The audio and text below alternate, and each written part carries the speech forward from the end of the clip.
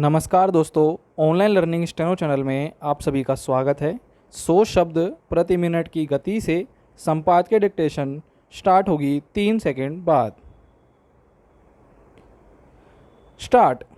बढ़ते वायु प्रदूषण के मद्देनज़र पटाखों पर प्रतिबंध की मांग लंबे समय से होती रही है। विराम।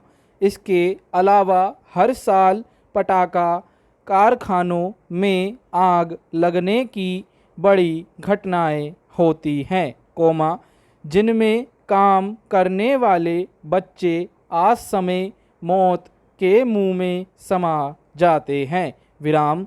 इसी के मद्देनज़र 3 साल पहले अदालत ने पटाखा निर्माण पर प्रतिबंध लगा दिया था। विराम। केवल हरित पटाखों की इजाज़त थी। विराम। मगर सीबीआई जांच में पटाखा बनाने वालों के पास से भारी मात्रा में हानिकारक रसायन बरामद हुए। विराम। उनमें बेरियम जैसा घातक रसायन भी है, जिसे प्रदूषण और दहन क्षमता के लिहाज से अत्यंत खतरनाक माना जाता है। विराम। इस पर सर्वोच्च न्यायालय ने नाराजगी जाहिर की है। विराम। इसे अदालती आदेश की अवहेलना करार दिया है। विराम। न्यायालय ने सरकारों के मनमाने व्यवहार पर सख्त टिप्पणी करते हुए कहा है कि वे अदालती आदेशों की अवहेलना करती रहती है, हजारों बार करती है। विराम। उसने पूछा है कि जब बेरियम जैसे घातक रसायन पर प्रतिबंध है, तो आखिर कैसे इतने बड़े पैमाने पर उसकी आपूर्ति होती रही। विराम। जब पटाखों पर प्रतिबंध है, तो हर चुनाव के बाद कैसे जश्न मनाते हुए बड़े पैमाने पर पटाखे फोड़े जाते हैं। हालांकि इस मामले में अभी आगे सुनवाई होनी है, पर सर्वोच्च न्यायालय के रुख को देखते हुए अंदाज़ा लगाना मुश्किल नहीं कि वह पटाखा निर्माण को लेकर किसी तरह की रियायत के पक्ष में नहीं है। विराम। पैरा। दिवाली का त्यौहार नज़दीक आ रहा है। इस त्यौहार पर बड़े पैमाने पर पटाखों की खपत होती है। विराम। इसलिए पटाखा निर्माता संघ जल्दबाजी में है कि इस मामले में जल्दी कोई फैसला आए। विराम।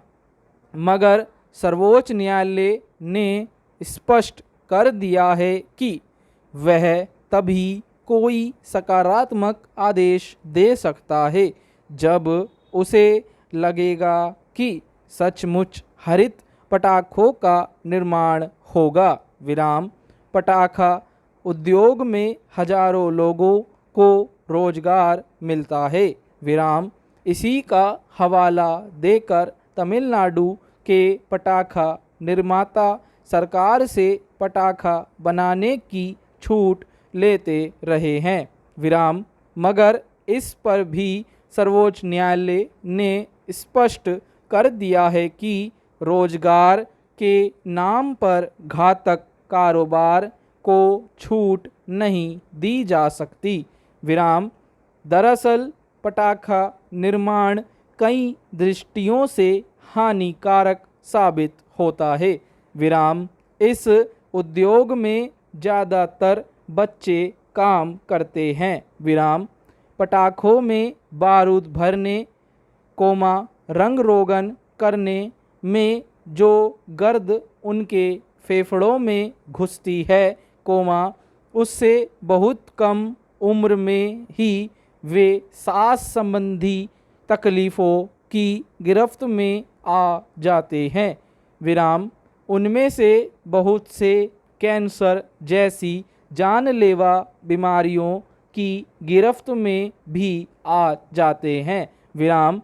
फिर जहरीले रसायनों से बने पटाखों से निकलने वाले धुआं वातावरण में घुलकर सामान्य लोगों की सेहत पर बुरा प्रभाव डालता है। विराम पैरा। पटाखे फोड़ना आतिशबाजी करना एक तरह से खुशियाँ जाहिर करने का प्रतीक है। विराम। मगर ऐसी खुशी भी क्या जाहिर करना, जो बहुत सारे लोगों के लिए जान का खतरा बनती हो। विराम। हरित पटाखों पर प्रतिबंध नहीं है, मगर इन पटाखों के प्रति लोगों का आकर्षण इसलिए कम होता है कि इनसे वैसी आतिशबाजी नहीं हो पाती, जैसी घातक रसायनों से बने पटाखों से होती है। विराम। दरअसल तेज आवाज़ और रंग बिरंगी रोशनियाँ लोगों को अधिक आनंद देती है। विराम। मगर कुछ लोगों के क्षणिक आनंद से अगर बहुत सारे लोगों को तकलीफ़ पहुंचती है और उससे पहले से ही जानलेवा साबित हो रहे प्रदूषण के स्तर में इजाफा होता है, तो उस आनंद की परवाह क्यों की जानी चाहिए। विराम। इसलिए सर्वोच्च न्यायालय की चिंता वाजिब है और सरकारों तथा पटाखा कारोबारियों को भी इसे समझने की ज़रूरत है। विराम पैरा। अफ़गानिस्तान से अपने सैनिकों को हटा लेने के मुद्दे पर अमेरिका घिरता जा रहा है। विराम। अमेरिकी राष्ट्रपति जो बाइडेन सैनिकों की वापसी के फैसले को सही ठहराने पर भले अड़े रहें, पर अब उनकी सेना के बड़े अधिकारी ही उनके इस कदम से खुलकर असहमति जता रहे हैं। विराम।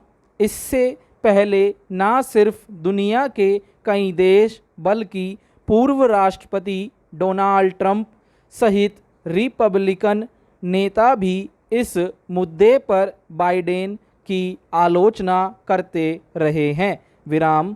हालांकि विरोधियों की आलोचना को फिर नज़रअंदाज किया जा सकता है, पर जब सेना के शीर्ष स्तर से ऐसे स्वर सुनाई देने लगे कि अफ़गानिस्तान से सैनिकों की वापसी का फैसला रणनीतिक नाकामी साबित हुआ है, तो इसके गहरे अर्थ हैं। विराम। बहरहाल ऐसा कहने वाले बढ़ते जा रहे हैं कि बाइडेन का फैसला गलत रहा। विराम। साथ ही यह भी कहा जा रहा है कि सैनिकों की वापसी का फैसला पूरी तरह से राजनीतिक था। विराम। जबकि सेना के शीर्ष अधिकारी इस पक्ष में नहीं थे कि अमेरिकी सैनिकों को अभी वहां से बुला लिया जाए। विराम।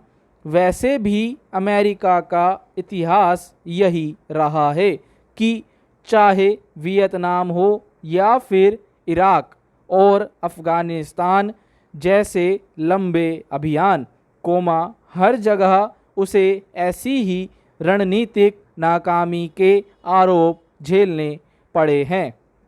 विराम पैरा।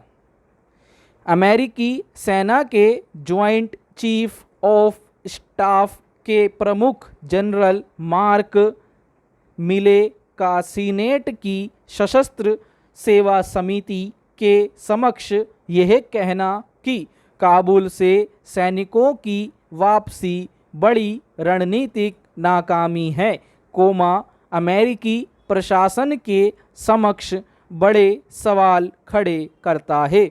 विराम। हालांकि मिले ने इसे अपनी निजी राय बताया, विराम, लेकिन इस मामले में उनकी राय का महत्व इसलिए बढ़ जाता है कि एक शीर्ष सैन्य अधिकारी के नाते अफ़गानिस्तान के हालात को वे कहीं ज़्यादा बेहतर ढंग से समझते रहे हैं, विराम। स्टॉप। फ्रेंड्स, पीडीएफ का लिंक आपको नीचे डिस्क्रिप्शन बॉक्स में मिल जाएगा।